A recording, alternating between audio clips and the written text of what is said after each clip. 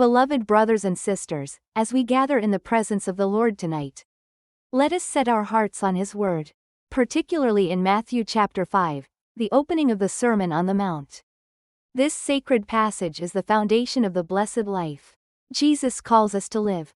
It begins with the Beatitudes, a declaration of who is truly blessed in God's eyes. These are not worldly achievements but the marks of a surrendered heart, the fruits of humility, faith, and love. Blessed are the poor in spirit, Jesus declares, for theirs is the kingdom of heaven. This poverty of spirit isn't about lack. It's about recognizing our utter dependence on God. When we humble ourselves, laying aside pride and self-reliance, we open the door to His kingdom. What a paradox that the lowly are lifted high by the King of Kings. Blessed are those who mourn, he continues, for they shall be comforted.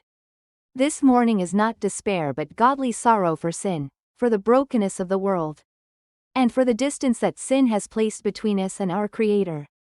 Yet, in that sorrow, we find His comfort, His arms of grace drawing us close. What a mystery that our tears can lead to His embrace. Jesus also calls the meek blessed, those who forego striving for control and instead trust God's sovereign hand. They shall inherit the earth. And for those who hunger and thirst for righteousness, He promises satisfaction. The world offers fleeting pleasures, but God offers a feast for the soul that satisfies eternally. Then come the merciful, the pure in heart, the peacemakers, those whose lives reflect the very heart of God, and those who are persecuted for righteousness' sake. To them belongs the kingdom of heaven. These promises are not future hopes, but present realities for those who walk in His ways.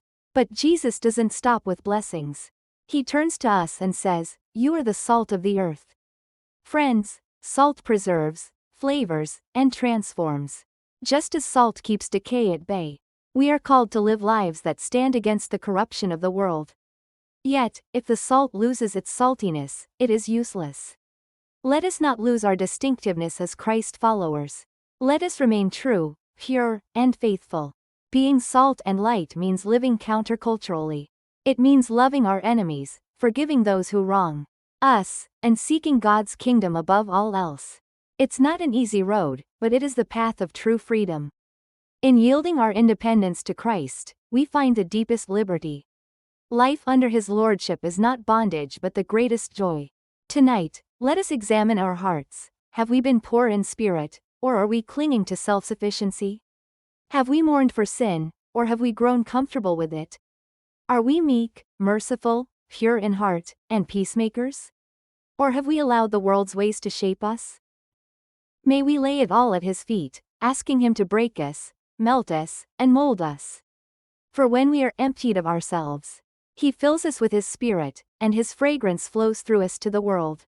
Let us be salt that never loses its flavor and light, that shines brightly for His glory. Spirit of the living God, fall afresh on us tonight. Break us where we are hardened, heal us where we are wounded, and fill us anew with Your presence. Let our lives be a testimony of Your grace, a beacon of hope, and a reflection of Your love. In Jesus' mighty name, Amen.